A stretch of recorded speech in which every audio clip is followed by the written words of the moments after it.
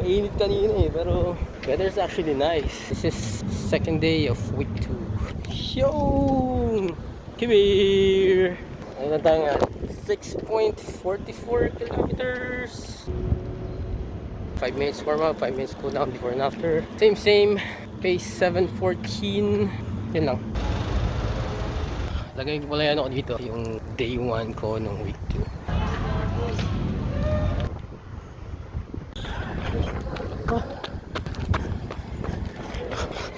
3.90. Pagod na ako. Peace.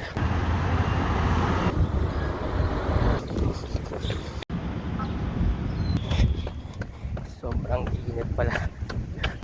Uy! Yan! 2.2 pa. Grabe init.